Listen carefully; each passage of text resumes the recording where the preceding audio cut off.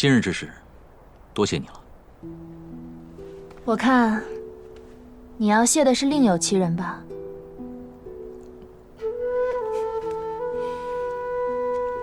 确实与我有9分相像，但还是瞒不过你。又何止是我呢？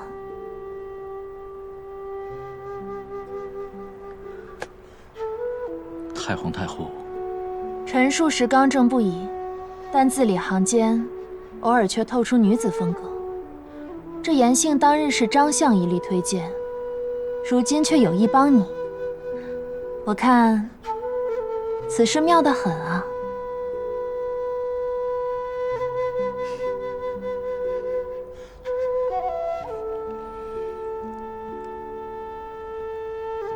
那太皇太后为何？你娶了位贤妻，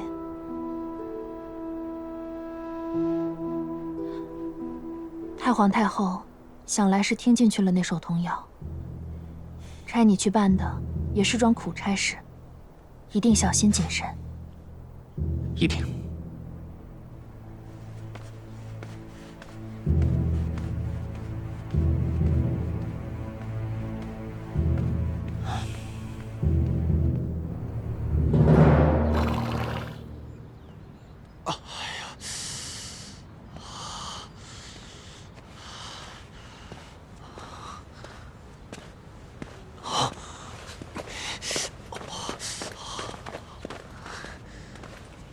看来是我错怪夫人了，这一出事，她还算有情有义。她不起，我自己不会说吗？她舅夫是幌子，想借此机会为自焚的陈白衣翻案才是目的。他居然敢利用大哥领，他居然敢利用我，可恶！算了，他也只是想为陈白衣伸张正义。他从哪儿知道我的字迹的？他进了大哥领的书房，难怪模仿的这么像。看不出来啊，他还有模仿字迹这本事。大哥领，他动了您的折子，回去后要不要？留着他，看他还能玩出什么花招。倒是有件事，得即刻去办。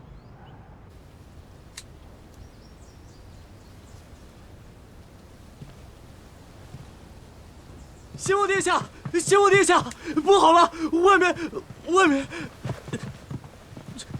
贤王萧仲接旨。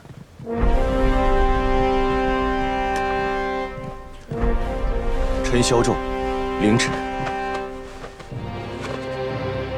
应天顺时，受兹明命，命贤王萧仲赴凤翔府巡查诏。贤王萧仲秉文武之资，怀经济之气，运仁德立身，兹义勇而成物，德才兼备，造福一方。如今凤翔府旱灾艰难，需筹划指挥，兼国资专制，特命贤王巡案，委之监察，扬我国威，抚慰民心，主者施行。陈萧仲，领旨谢恩。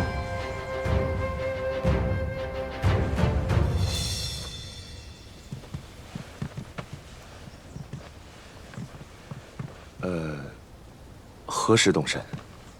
贤王殿下，太皇太后有命，此事重大，一刻都不得延误。贤王殿下此行全权由内卫府来护送，大哥领已经安排好，还请贤王殿下安心移驾。好，本王不在的这段时间，你们一定要照顾好这些花呀。现在早晚温差大，4时浇水最佳，尤其是本王的御医黄牡丹。是。走吧。贤王殿下，请。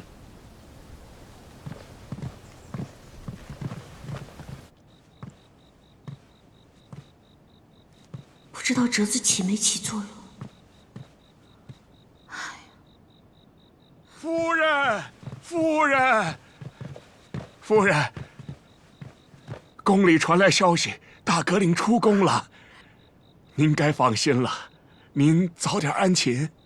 哦，好，那我再等等。好。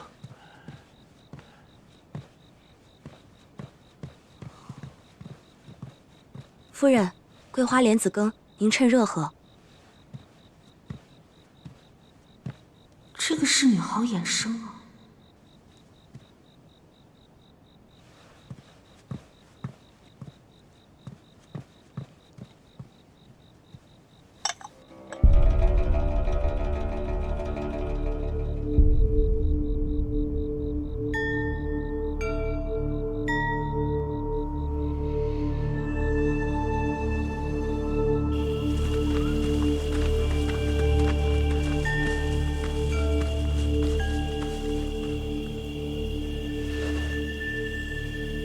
下官见过相爷。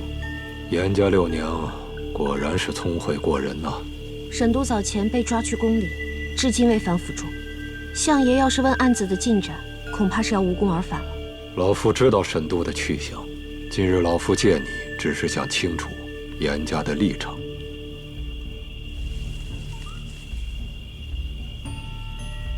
下官不明，还请相爷明言。太皇太后在听闻坊间童谣之后大怒，随即下旨，让贤王殿下去凤翔府监管赈灾。走的时候连随从都没让带，甚至还藏匿了出巡的路线。相爷认为，太皇太后怀疑童谣事件背后乃是贤王，所以要对贤王殿下动手。但虎毒不食子啊！山高路远，要真有什么事情，就为时晚矣。老夫问你，太皇太后把持朝政，无视大仓正统，先帝姓什么？你们严家心中可还有数？下官一心查案申冤，朝中之事，一介女子实在不懂，更难担其中大任。天真！既想步入朝堂，又置身案件中，还想独善其身。别说是你严六娘了，就是你们严家，也难逃干系。太皇太后以社稷为重，也许是相爷多想了。一个连环案，一首童谣，难不成真能卷起这么大风波？佛陀吞罪，这童谣好生歹毒，直指太皇太后其位不正，要波及的话，又岂止贤王一人呐？相爷到底想让我做什么？我已派人查到，沈家是用飞鸽传书来下达命令和传递消息。此次贤王之行，他们也一定用飞鸽来汇报。你抓紧时间，去找到贤王的路径。到时候，无论这沈度是要刺杀贤王，还是真心保护，我们都好提前准备。飞鸽。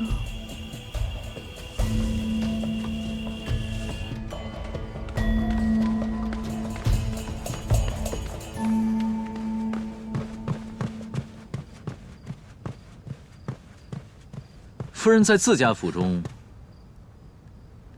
怎么也鬼鬼祟祟，如同做贼一般呢？大哥领，我可是翘首以盼，一直在等你呢。你什么时候回来的呀？太皇太后没有为难你吧？害我白白担心了一晚呢。严六娘，何必惺惺作态？你以为这样就能讨好于我吗？不吃这套。那算了。满意了？身为刑部书吏，应当知道伪造奏折该当何罪。况且你的只言片语惹出朝堂多少事？我当时救夫心切嘛，我也没有写过折子，怎么知道什么该写，什么不该写？救我？哼，怕是拿我当刀使吧？哎呀，夜深路重，大哥令我们赶紧进屋休息吧。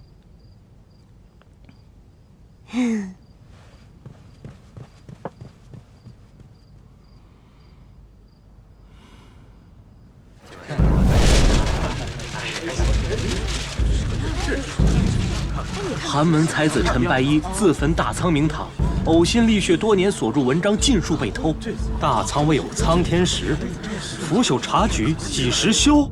各位，凭什么我们苦读诗书，却只能做他们氏族子弟的陪读，只能是他们的影子。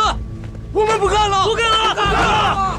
瞧你们这帮穷酸样，要是没有氏族，你们连进弘文馆的门都不配，还想出人头地？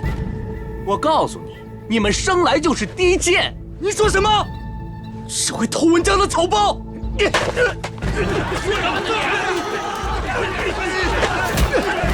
打了！不要打了！不要打了！不要打！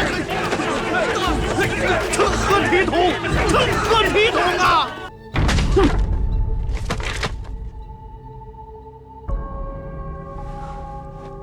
千篇一律，言之无物。明堂自焚案，内卫府查实的结果如何了？禀太皇太后，内卫府已进一步核验查明，的确如此前所言，学子陈白衣被金氏长子窃取了文章，上门理论又被金氏赶出，还当众羞辱殴打，他心中愤恨，报官无门，最终自焚以明志。弘文馆学子闹事还未停息，江南又来报，看看，行卷不行人间大道，通榜难通天下之功。天下的学子就这么看我们大仓贤能的招考吗？太皇太后息怒。母后，选拔人才乃国之大事，士族门阀千不该万不该以此来维持门第，惹出这等争端。儿臣以为，寒门也好，士族也罢，放一起比比，披针采兰，选举贤能便是。臣以为不可，门印取士乃是祖制，怎能说变就变呀？英王殿下怕不是终日里跟那些寒门学子吟诗作对，而一时拨康迷目了吧？寒门子弟也是我大仓的子民，我为他们说上几句话，张相何故如此大的反应？难不成那金氏小儿郎窃取文章，欺上瞒下之事，张相你早就知道了？太皇太后明鉴，老臣一心只为大仓社稷考量，这选人不能只看文章，家学渊源也是渊源呐。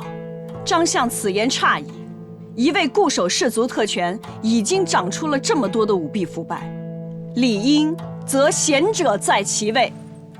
太皇太后，西明寺连环案的死者可都是氏族子弟呀，保不齐是哪个寒门受了蛊惑而为之。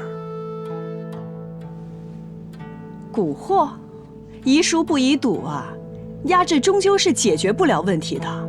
如此简单的道理，张相你竟会不知？难不成你想让太皇太后来背负这对天下寒门不公的骂名？老臣对太皇太后的忠心，日月可见呀。若打开仕途的口子，是万万不可呀！太皇太后。好了，张相，你快起来。你们两个人争执，也是为了大仓社稷考虑。沈爱卿啊，明堂自焚案你不是已经查实了吗？那你怎么看？寒门子弟中，真有才学之人，的确需要一个机会。臣以为，或可选一种公平的考核方式求贤，以供太皇太后考察。我看，那就从弘文馆设点吧，则寒门贤者入馆求学。太皇太后英明。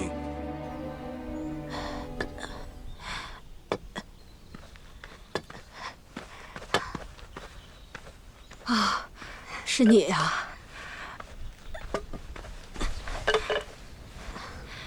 姑娘，这边坐，来，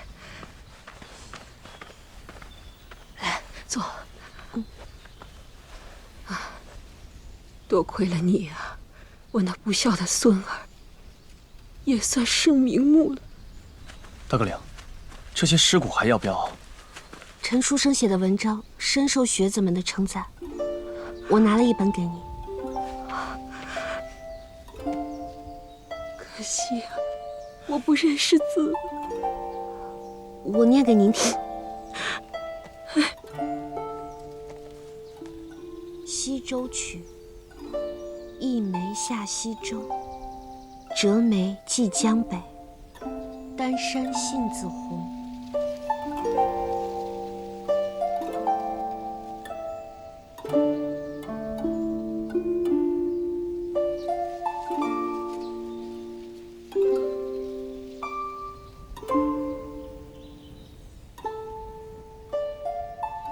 这夫人还真是愿意给自己揽活。但他想要的公平和正义，并不是那么容易的。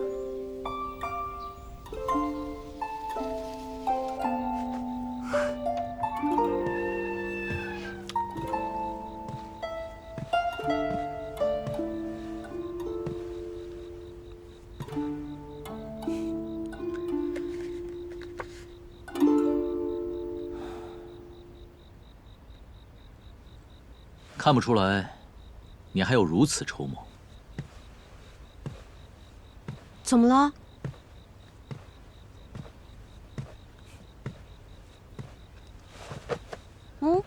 太皇太后下旨，将弘文馆作为试点，则寒门贤者入馆求学。真的？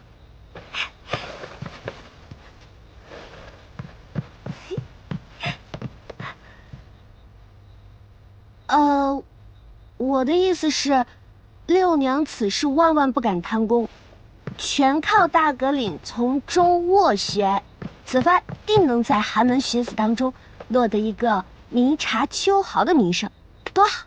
六娘是替你高兴的。我在意的是这些吗？以后再有所行动，提前知会我一声，要不然我绝不轻饶。也是。你一个白无常还有什么名声？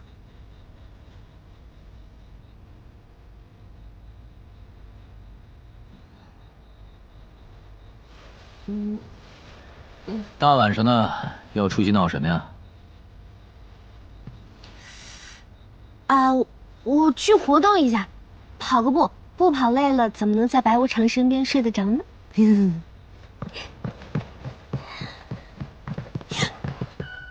夫人。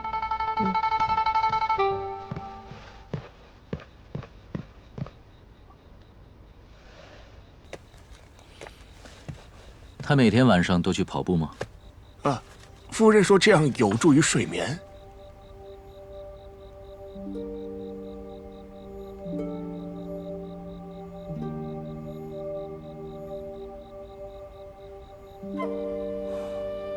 是太亮了。灯没动啊，还是原来那样子。你们也觉得亮吗？府里的人都习惯了。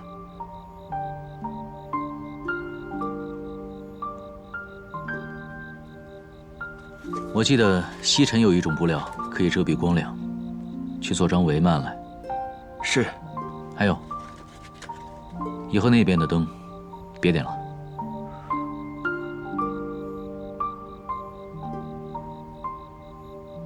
能省则省。是。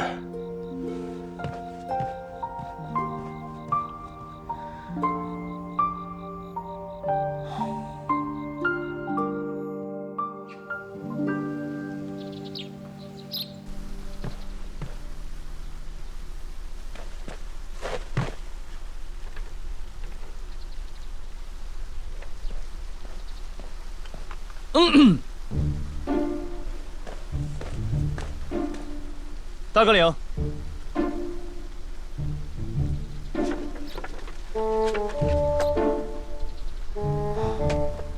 闯都闯了，进来吧。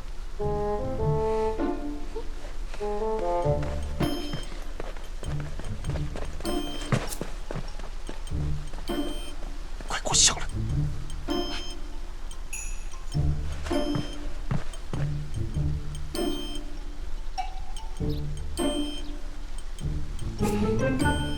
西明寺的12名死者，身份已经全部核实。这些成队的尸首，生前大多都是熟识，经常出双入对。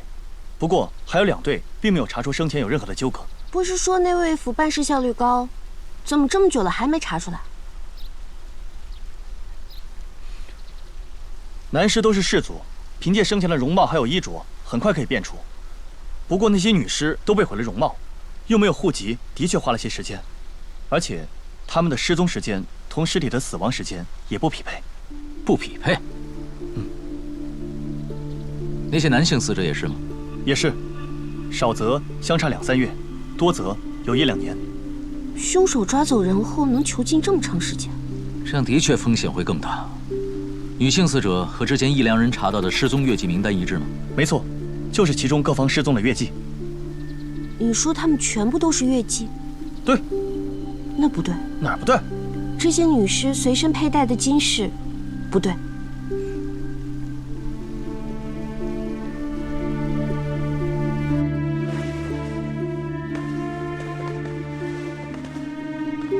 来，您看看这个，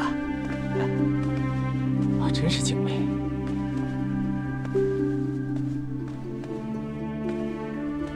成色一看就不错，是挺好看的。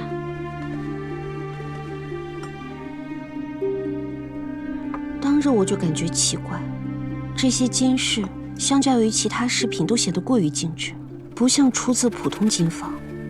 这些东西应该也不是一般乐器能够轻易获取的。我对这些不是很了解，可锤锤说过，有名气的手艺工匠都习惯在自己的作品上留下记号。碧江金坊的金匠，当年是宫中司针房，为贵人打造首饰的。开坊不过10年，胜过许多100年老坊，成为城中魁首。那您慢走啊！贵客临门，不知道2位想选些什么？法簪，把你们这边最好的都拿来。是。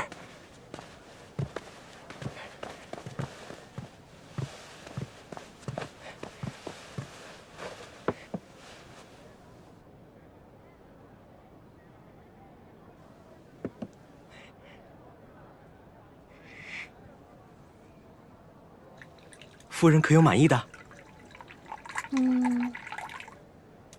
这个。夫人好眼力啊！多少钱？50两。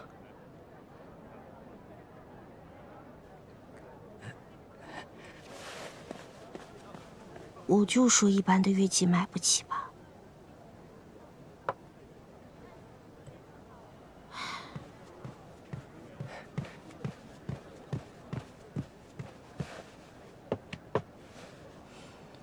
夫君，人家要买好看的，等掌柜的来了，让他拿出镇店之宝可好？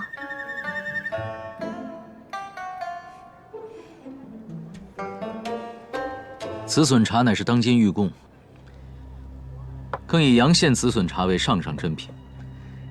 之前我得蒙圣恩赏了几两，放在家中一直不舍得喝，倒是贵方阔绰。这是咱们东家的珍藏，贵客临门才舍得奉上的。掌事的还没来吗？哎呀，原来是大阁领和阁领夫人呀！不知2位今日光临寒殿，有何指教？如果我没有认错的话，你是英王殿下身边的杨掌事。大阁领真是好眼力，竟还记得我这小小奴婢，真是受宠若惊了。这些金饰认得吗？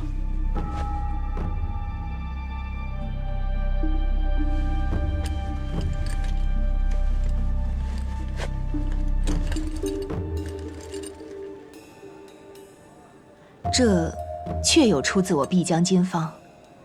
好，我要购买这些金饰人的名单。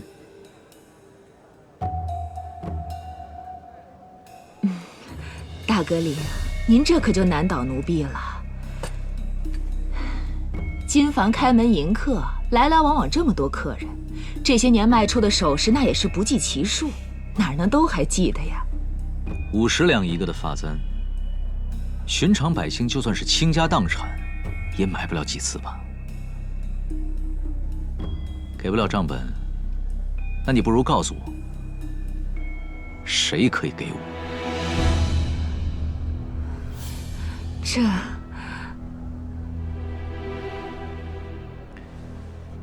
内卫府办案，若有隐瞒，此事严重，可你承担。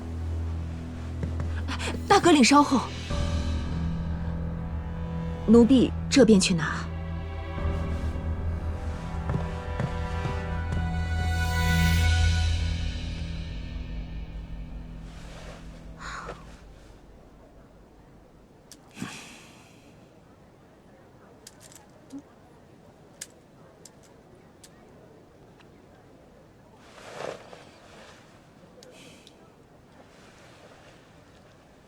这个不错，就这个了，简单，适合你。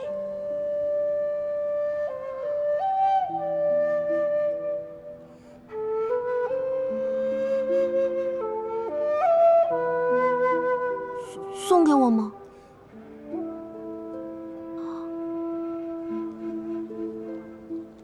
不会是让我自己花钱买吧？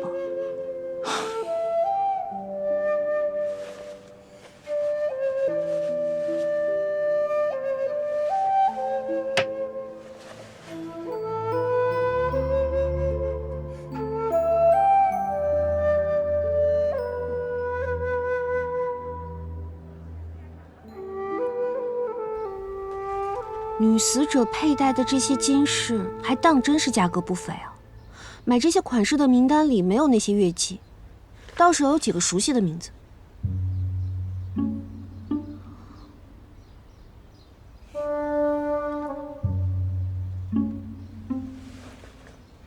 是男死者。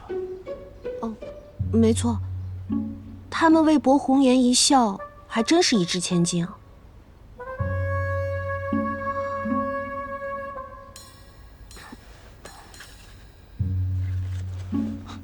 这个好像是笔糊涂账啊，不少出货都只写了验送，没有数目，也没有具体的去向。金方常常举办宴席，邀请城中那些权贵女眷，想必是赠出去了。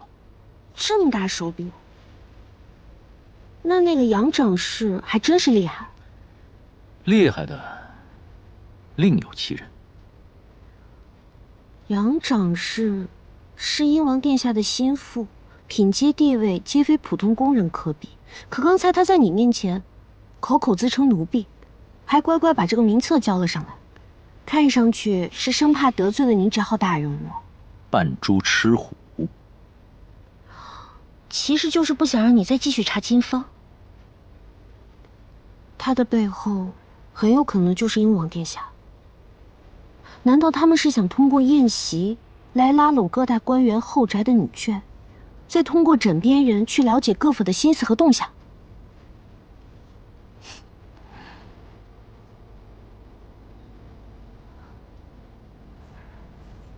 怪不得张相会如此忌惮他。你了解英王殿下吗？英王殿下深受恩宠，表面上看起来整日享乐，实则城府颇深。不过你不用担心。估计他很快就会来找你的。什么意思啊？大革领，前来。英王殿下送来请。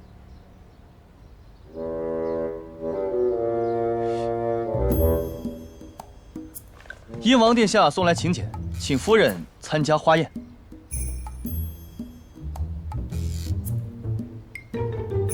这不是大革领夫人吗？也没人给梳个头呢。我刚瞧见呀，那吴夫人面色不好，听说呀，夫君在外养了个乐伎。谁让她当年那么想不开，非要下嫁给刑部那个小官呢？男人啊，有权没权，有钱没钱的，都一个德行。就是，我还听说啊，唐大夫人中意过一个穷小子，好的跟什么似的，结果那人跟乐伎私奔了。我怎么没听说啊？你们知道这唐大夫人为何和英王殿下关系好吗？为什么？因为呀，他们都喜欢穷小子呗。可不就是吗？就是。来了来了。夫人饶命！哦，没事，是我自己不小心。谢夫人。瞧瞧，这沈大阁领的夫人多大胆，这不是严家那个庶女吗？摇身一变，竟十足像个大家闺秀。沈夫人第一次参加这样的宴席，可能不大适应吧。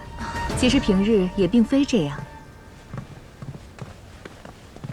只是刚才那位刘夫人，她的郎君几个月前才被内卫府抓去问了话。哦，没事。这个呢，就是夫君在外面得罪人，夫人赔罪吧。所以沈夫人不必放在心上，他们也就是过下嘴瘾罢了。我看沈夫人的裙子也湿了，不如就随我一同去把衣服给换了吧。走。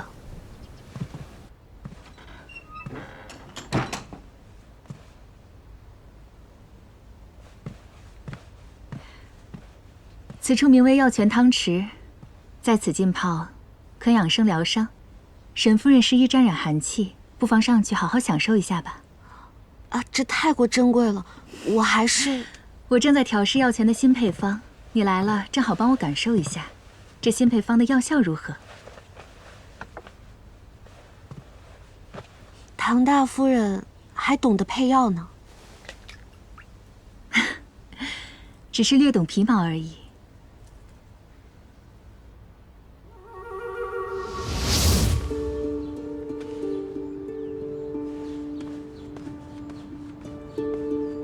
没错，百脑香的味道。当日在西明寺门外窥探的人就是他。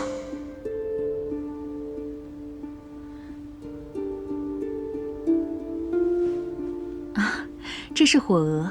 我听过这么一个传说，有人见到一只火蛾，便跟随他一起上了山，之后竟得了永生。唐大夫人这样的性情中人，难道也向往长生不老？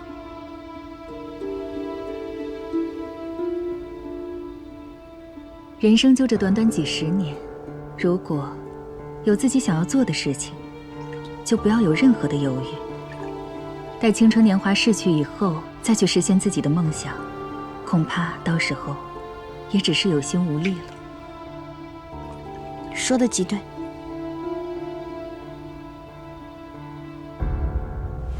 来。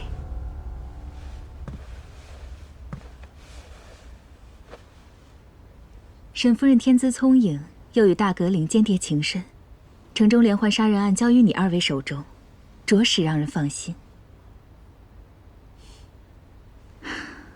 说起来，这梁家也真是多坎坷。我与那梁府大房夫人平日素有来往，可怜她这么一个美人，夫君都不正眼瞧她一眼。如今又失去了儿子。梁家大房夫妻关系不睦。哎呀，瞧我这张嘴，官家私事不应该外传才是。还请沈夫人不必放在心上。还请转告梁大夫人，凶手很快就会被抓到，无论藏得有多深。沈夫人，英王殿下邀您泡完澡去议事。知道了。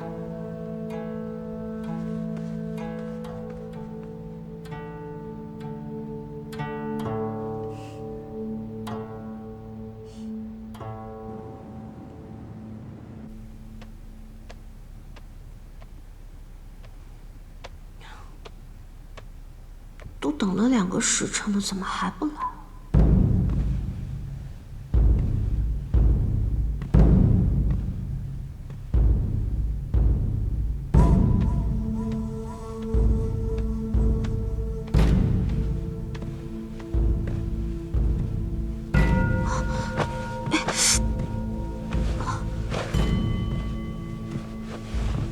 英王殿下。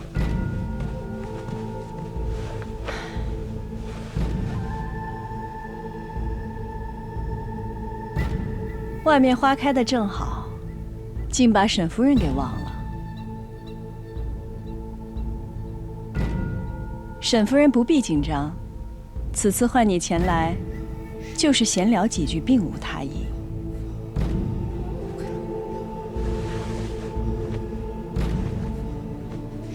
不过，查案归查案，其余的事情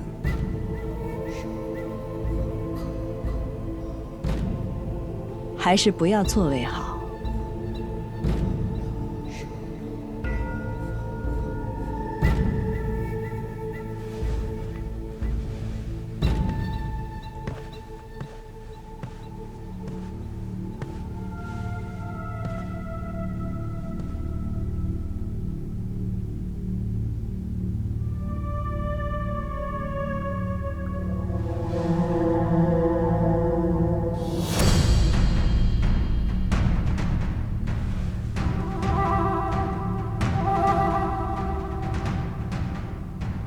沈夫人如此冰雪聪明，应当能懂本宫的意思吧？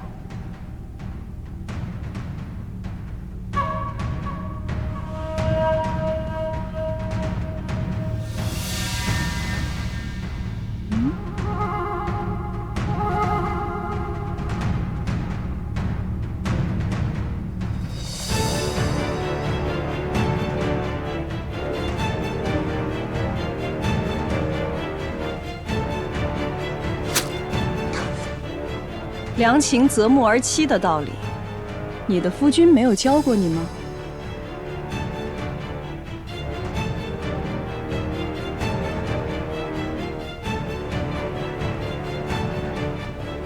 殿下，大阁领前来接沈夫人回府。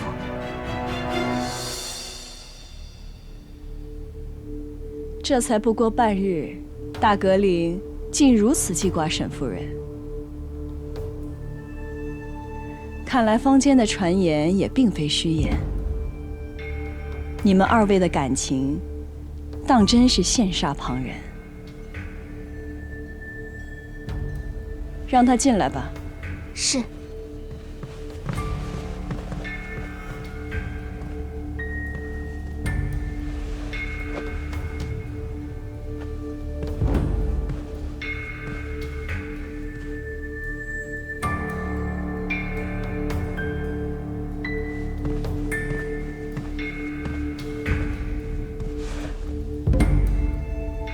花宴已散，夫人半晌未归，想来是宫中太大迷了路，臣着急，这才来接人。毕竟家中还有很多琐事要夫人去处理。大阁领都亲自来接人了，本宫要是再缠着沈夫人，那岂不是太不识趣了？不过有一句话，本宫还是要告诉大阁领。查命案最要紧。多谢英王殿下提醒。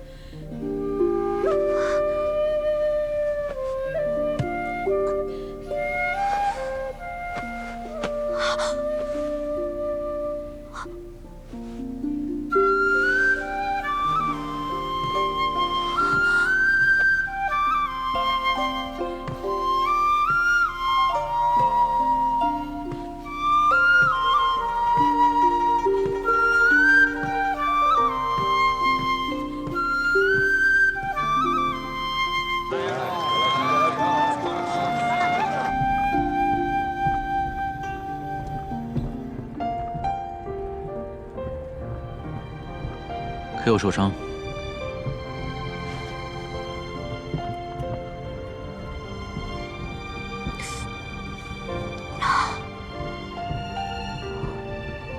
居然出血了！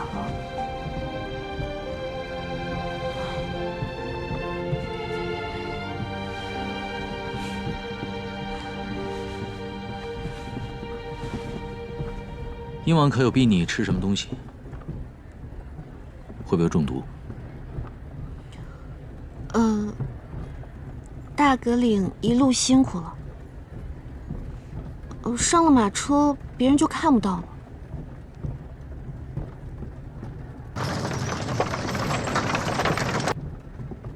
你是不是早就料到我这次进宫会凶多吉少啊？一个刚学会走路的人，不摔一跤，怎么会知道跌倒有多痛？况且你接了鹰王殿下的一张底牌，敲打一番也不为过吧？接他老底的明明是咱俩，偏就敲我一个。不过，你能过来还是……谢就不必了。你之前写折子救我，我算是礼尚往来。哦，之前内卫府调查的时候，可有发现梁家大房夫妻不睦？内宅之事，查他做甚？大房的确一直就着二房束缚不放，整日哭天抢地的。好在那梁吉人算是识得大体，不曾刁难二房。梁承仲是独子，这大房算是被凶手给绝后。恨他的人大有人在，即便没有被挖心，也活不了多久。那下滴水观音的人，亦有杀心，只不过没有那个连环凶手快罢了。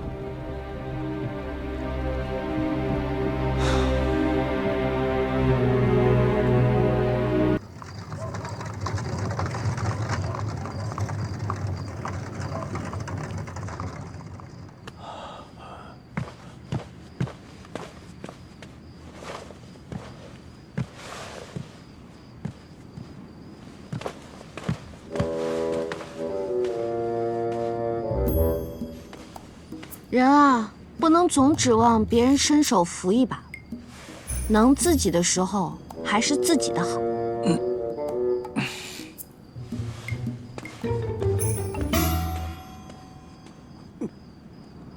严府的下人。六娘子，老爷让我提醒您，这3天早都过去了，这回门之日啊是一拖再拖。之前您说了明天就回，这次可不能再变卦了。啊，好了，我知道了。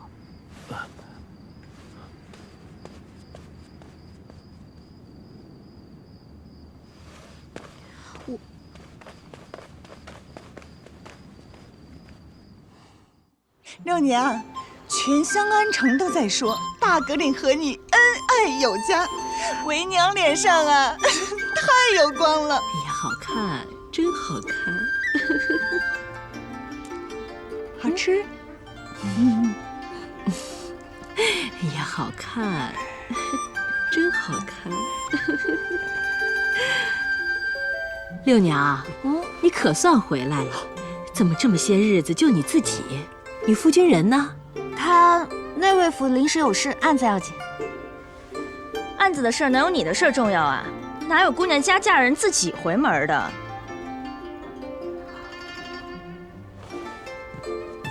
他忙完会来的，对吧？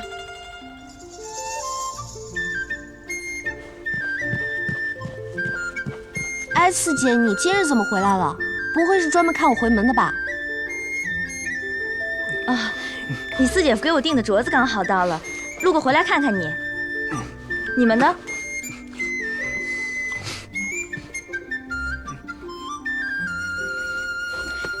你瞧瞧我这镯子多好看呀！我当时一眼就看中了。甭管他说什么不好听的，都别搭理他就成。好看什么呀？就知道显摆。四姐夫怎么没过来？哦，这不，你姐夫让你姐带了很多点心和果子，大家都尝尝吧。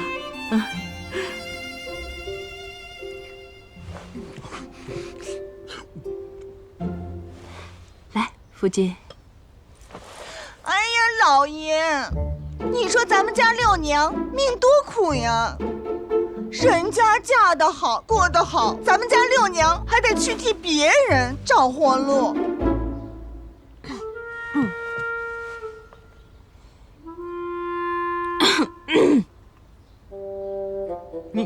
你这话又说哪儿去了？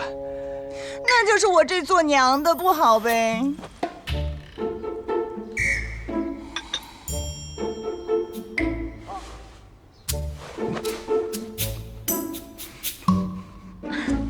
你说说我呀，除了打扮自己，什么都不会，平日里什么活儿都不干，夫君还总夸我是福星呢。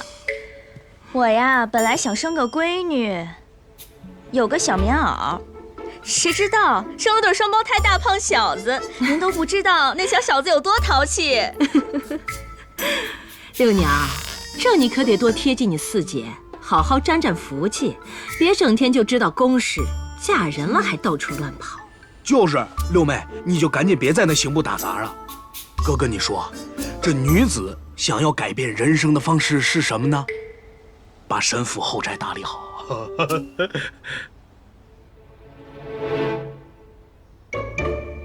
哎，五哥，我听我刑部的同僚说，上一次啊，在烟花节巡查的时候，瞧见你在喝花酒呢，还追着人家姑娘啊满屋子跑。胡说！切，你个纨绔还好意思说我？全家最不争气的就是你。你看你这尖酸刻薄的样，你说你哪有点女人味儿？我尖酸刻薄？我要是你家夫君，我天天去烟花节也不愿意见到你。说什么呢你？够了！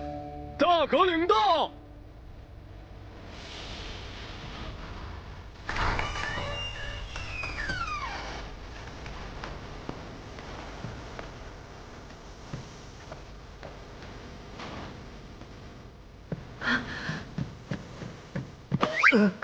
大革领来了。但我觉得我夫人很好。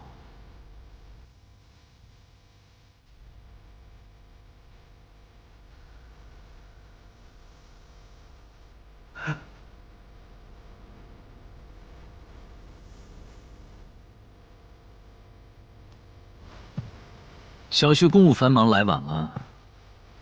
岳父、岳母，多多海涵。不晚不晚，时候正好。啊，是啊，是啊。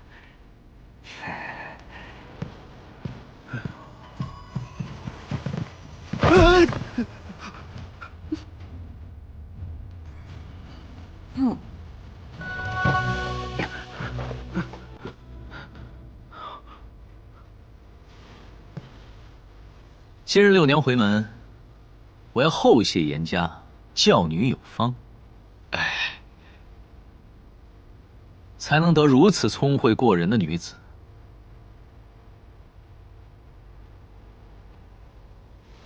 进来。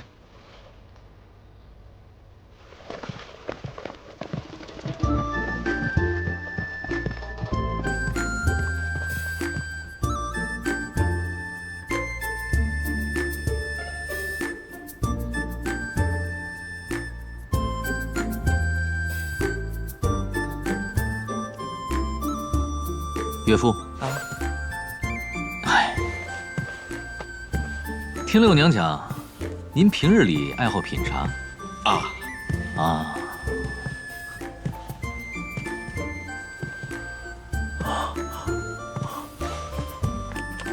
这是釉葵花式的瓷杯，出自越窑。哦，这是御赐的紫笋茶。哎呀，太贵重了。太贵重了！沈府的六娘三生有幸，连英王殿下也说，我娶了个好夫人。英王殿下，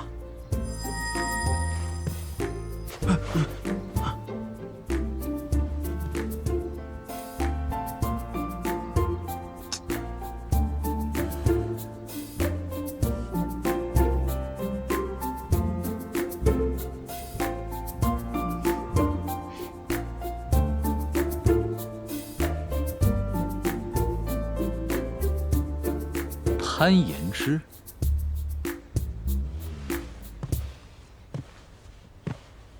他的字画不是已经绝迹了吗？啊，临摹的。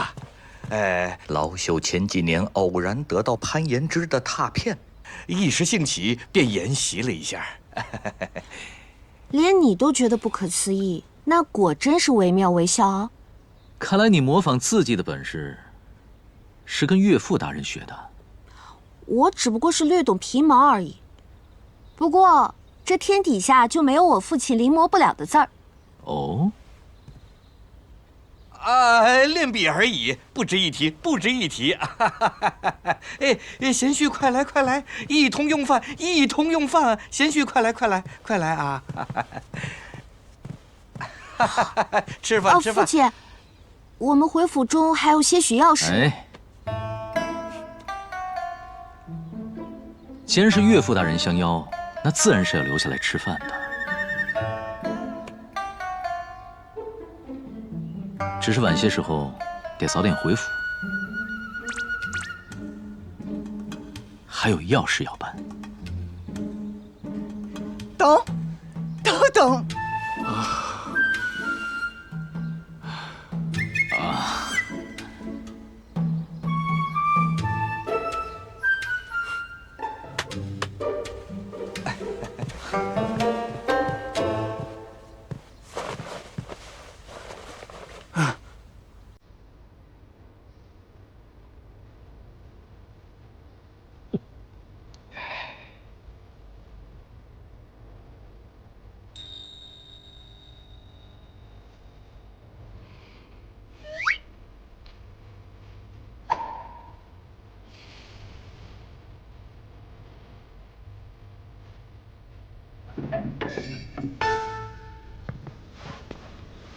六娘啊，为父见你现在过得好，心中自是欢喜。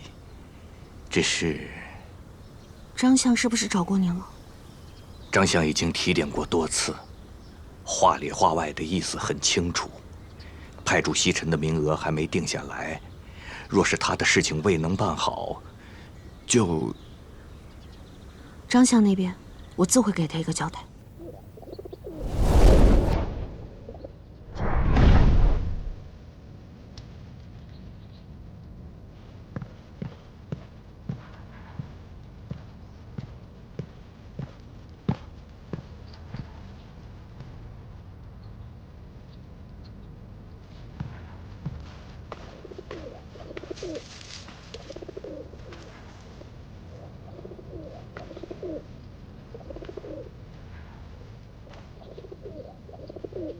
鸽子大羽松软，笼中还有不少脱落。是。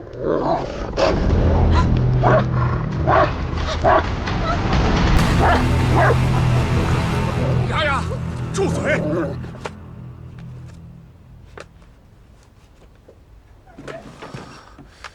大哥领，大哥领。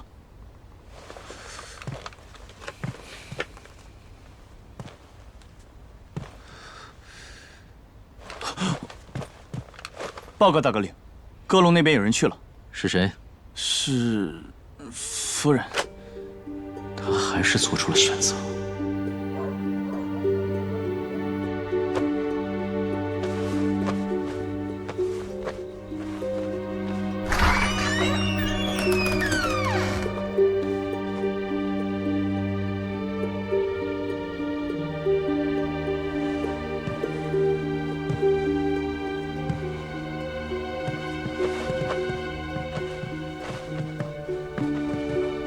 郎君，您前些日子让我准备的帷幔，准备好了。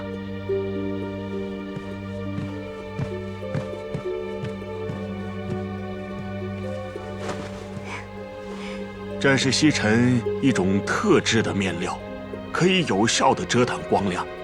这是郎君啊，特意让我。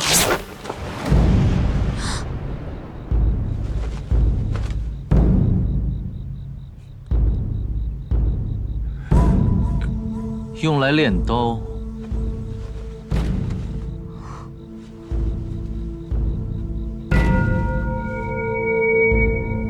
刚刚好。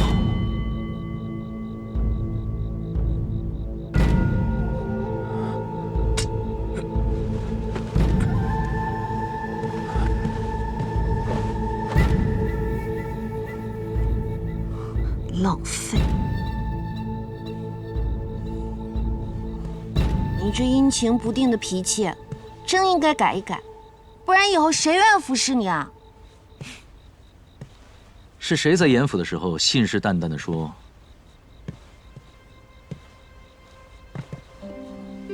要好好服侍我的？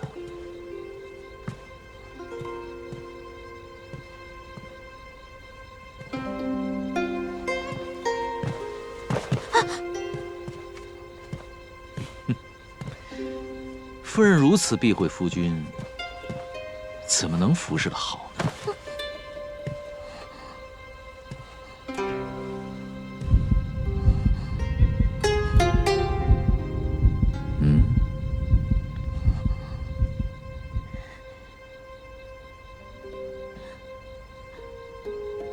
你当真要我服侍你吗？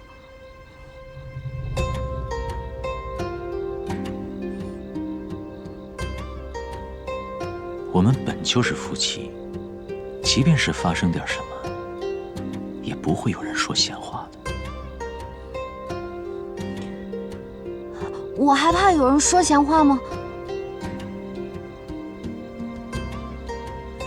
夫人伺候夫君，本就是天经地义的，服侍就服侍，谁怕谁啊？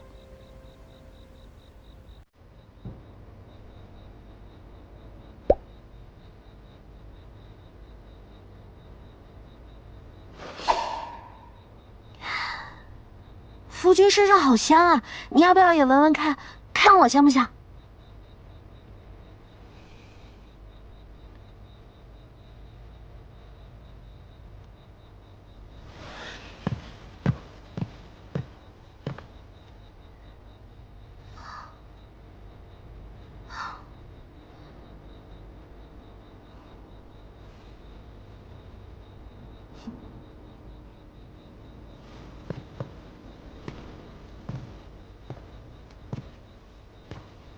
跟我斗！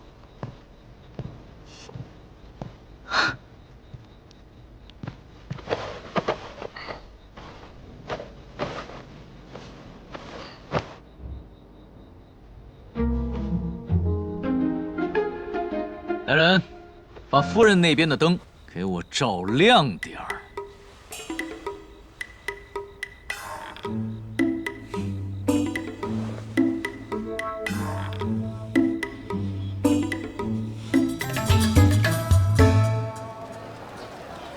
大哥领，西明寺那边出事了。这。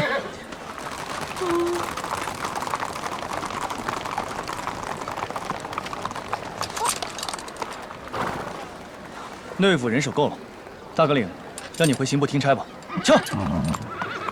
哎，谁非得跟着你们似的？有本事，你别回来求着让我查。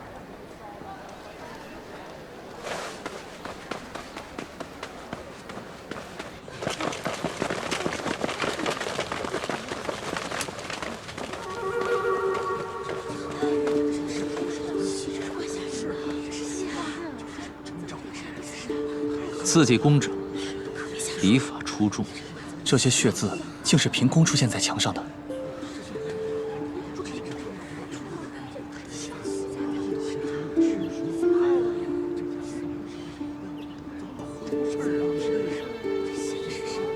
不是血，是一种特殊的石料，混合朱砂制成的墨。上墙后暂不显色，待到雨水冲刷之后，才会显露血色。凶手早就写好了，就等昨夜那场雨了。主殿那边的神像上也有血泪，凶手为什么要这么做？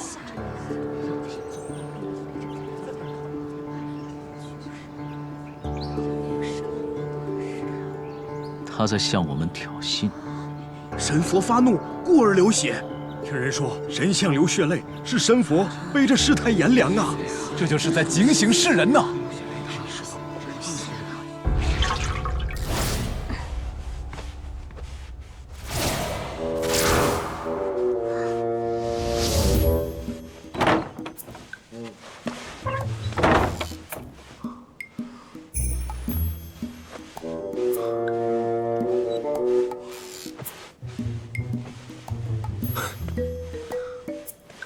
哎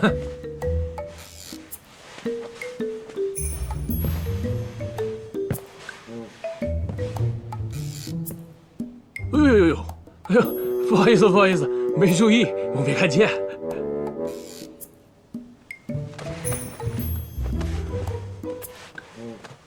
哎呀，哎，颜六娘，你说咱刑部没有你还真不行，你都不知道，前段时间咱刑部的地面，它都没这么亮了。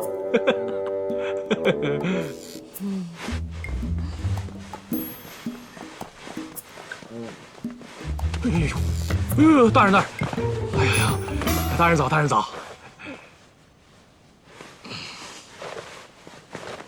呀，这不是大格令夫人吗？这怎么在这儿插地呀？就是。哎呦，担待不起，担待不起。这，这儿还有点不太干净。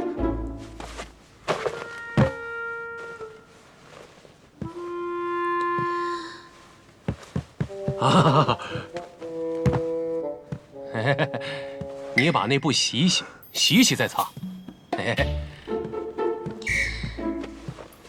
大人，腰带掉了，腰带掉了，腰带。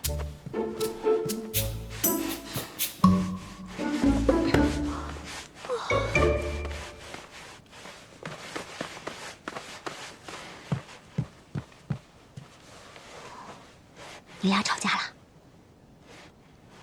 没有，没有，那你怎么突然回来了？说吧，你又做了什么呀？哎，腰又大了，还得练呢。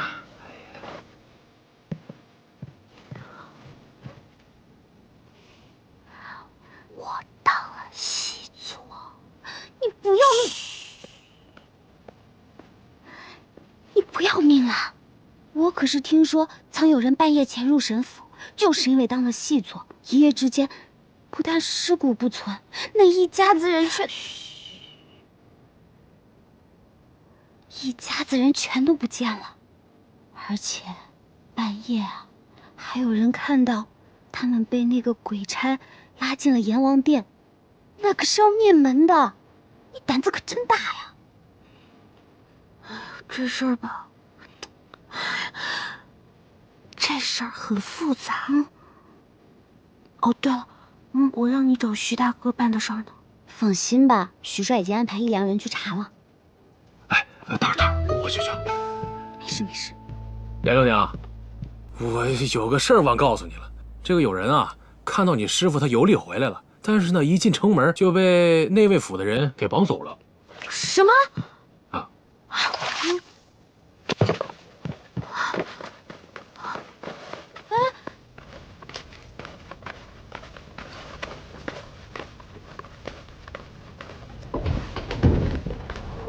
叫你们大本领出来！沈都！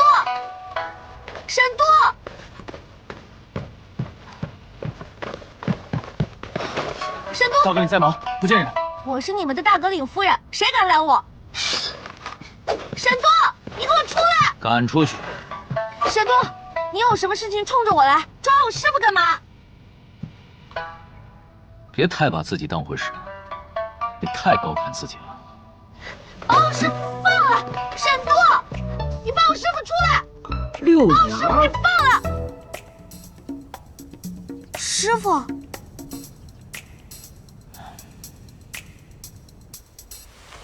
哎，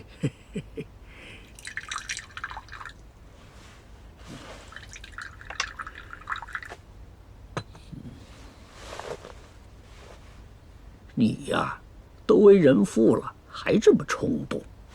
师傅，你以后少喝点酒吧，尤其是不能乱喝，别人给的。我这个徒弟啊，是个直性子，还望大哥领见谅。了解。你了解什么？我，切，不瞎了，说吧，找我想问些什么？听闻陈师傅研制了一种独特的朱砂，用时不省，遇水则鲜。没错，本是为了防止尸体腐烂研制的。不知此种特殊的朱砂，是否为陈师傅独有？我归隐之前，曾将此方给过几个固有的家仆，用作驱虫，效果甚佳。还请劳烦告知是哪几家？我知道了，为什么死者的失踪时间和验尸的死亡时间相差那么多？延缓腐败，驱虫避害。没错，就是朱砂。尸体的周围都配有草药，原本以为是用香料遮掩尸臭，其实是掺入了一种特殊的防腐朱砂，所以仵作检验的死亡时间才不准确。师傅，不知陈师傅能否推算出真正的死亡时间？你这个徒弟呀，倒不怕累到你师傅。哎呀，师傅，冤案待破嘛，您就辛苦一下。那我说啊，这盘我师傅赢了。啊，赢了，赢了。那就走吧，带我去听师法。走。哎呦，听师法。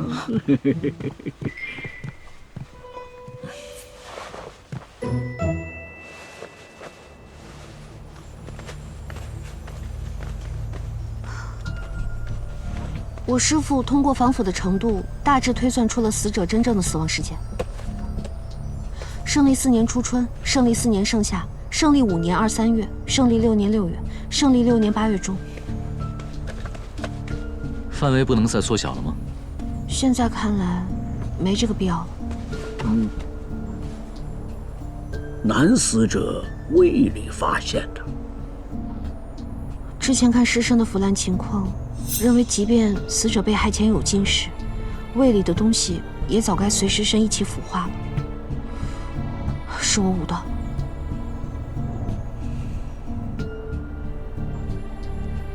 验尸断案不可预判在前，越是离奇骇人的场面，越是要按部就班。关键往往就藏在一些不起眼的细节当中。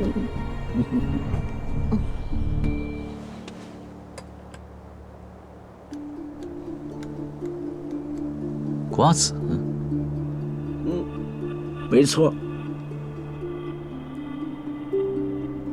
瓜子只有在人活着的时候，通过肠子的蠕动才能消化排出，而且用不了1天就都会被排出去。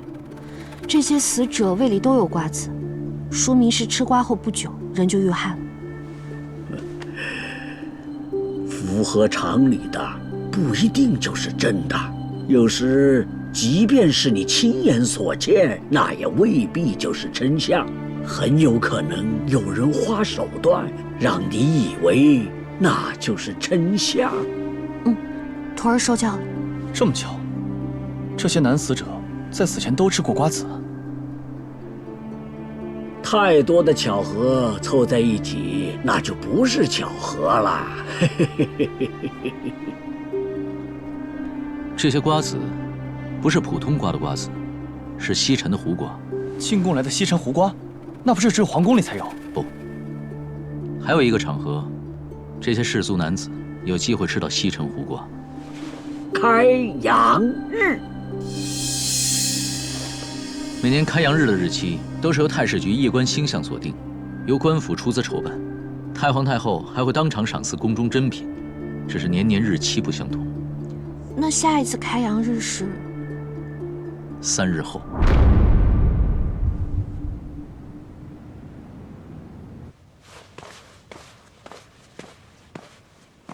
大阁领，太皇太后还在议事，请大阁领再耐心等待。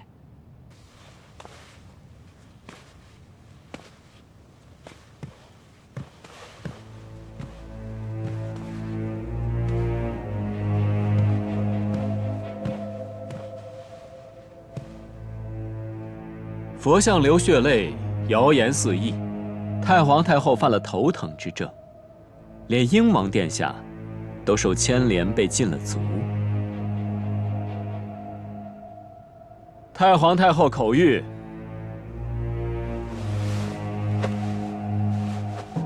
眼下事态严重， 5日内，若还破不了案，就交予御察司处置。微臣领旨谢恩。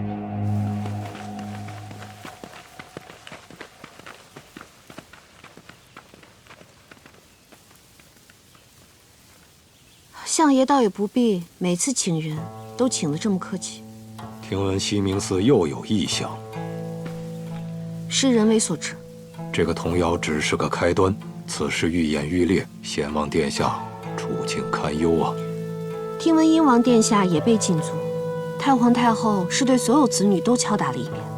下官斗胆一问，佛像血泪是否同相爷有关？大胆！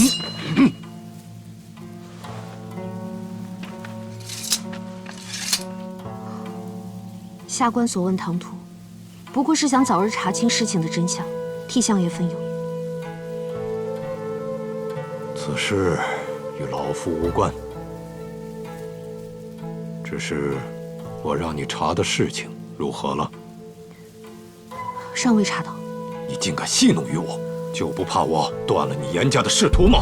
还请相爷听下官解释。相爷让下官去探歌龙，无非是想探知太皇太后对贤王殿下的态度。但凭我在内卫府的探查，相爷多虑了。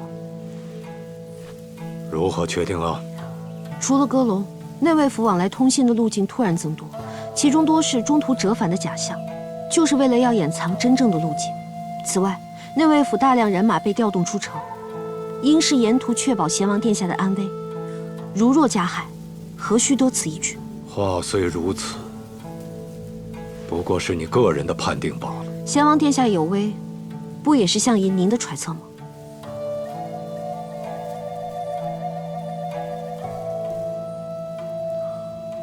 暂且信你，不过此事马上要有一个结果。相爷放心，我很快就会抓出这一切的幕后真凶。知道就好。去边关大漠的调令马上就要下来了，留给你和严博士的时间不多了。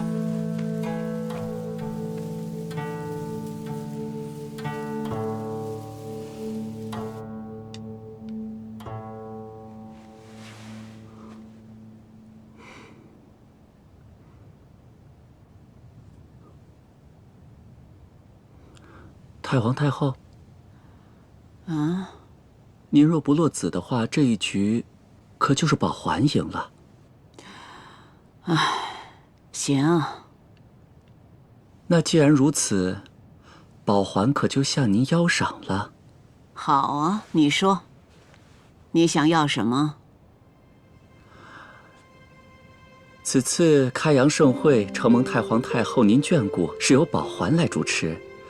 那这邀请谁来，是否也能让宝环来决定呢？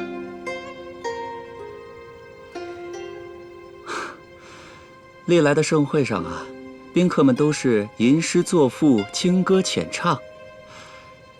这次是否能请一些真正的才子佳人来？哎呀，你想邀谁就邀谁，是不是看上了哪户的佳人呢？啊？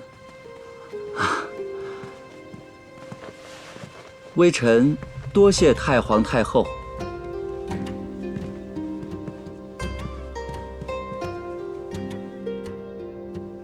徐内司，这是你给我的名单，我已尽数加入受邀宾客之列了。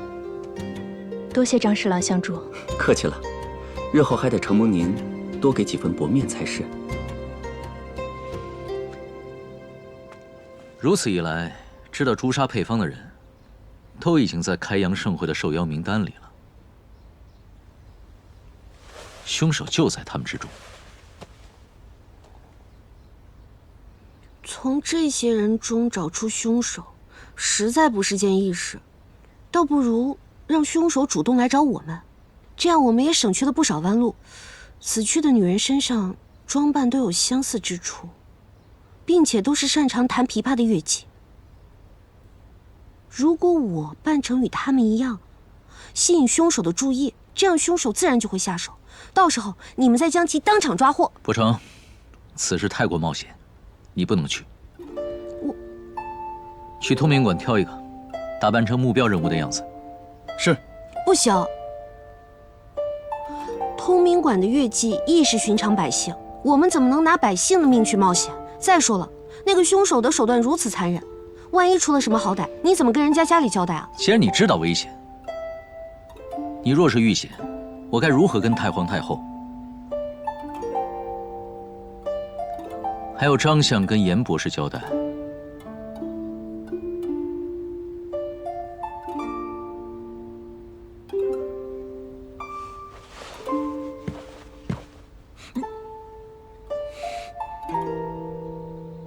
这个案子是我一力主张彻查，若不是我插手，他早就已经结案了。现在就差这最后一步，理应由我负责到底。官家查案，自然是由官娘子去冒险。让我拿寻常百姓的生命去冒险，我做不到。你若是要办，也得看看自己够不够格。要善弹琵琶，你会吗？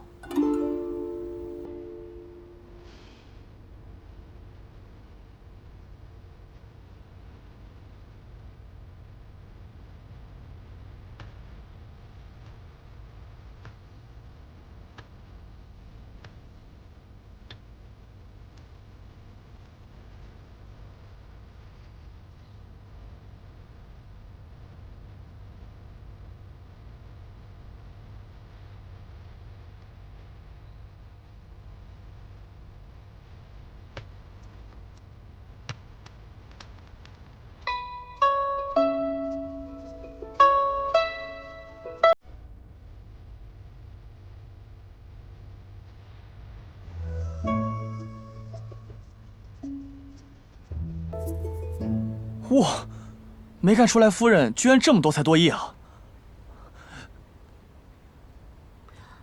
如何，算不算会弹？夫人还真是技艺精湛。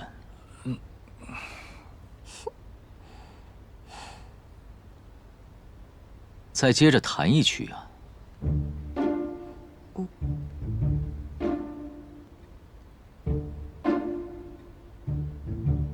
我累了，今日就先这样。是太累了还是不会啊？到时候在开阳盛会上登台，也打算只弹这几句交差吗？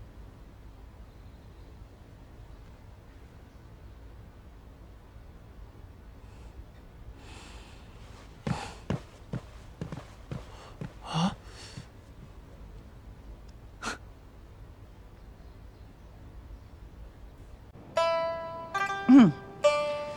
娘呢也没好好准备啊，想到哪儿说到哪儿，把几个关键点跟你说一下。首先弹的时候，你这件衣服就不合适，应该穿的清凉点。这也不必如此吧？重点不在于你弹的旋律节奏有多好，在于气氛要足。哦，看好了。姿势你都会啊，最开始的。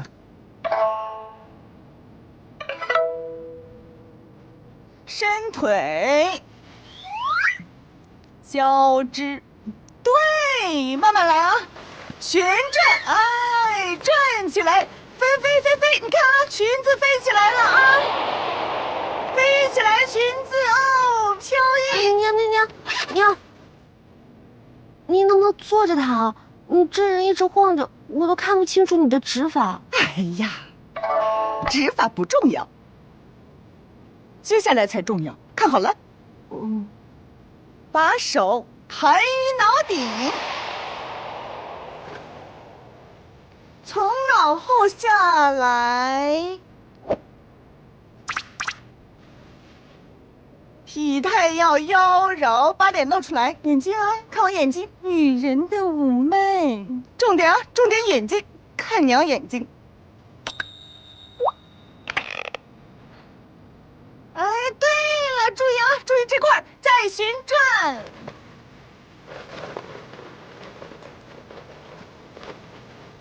周身一震，嘿，正常啊，这个应该已经震落在了地上。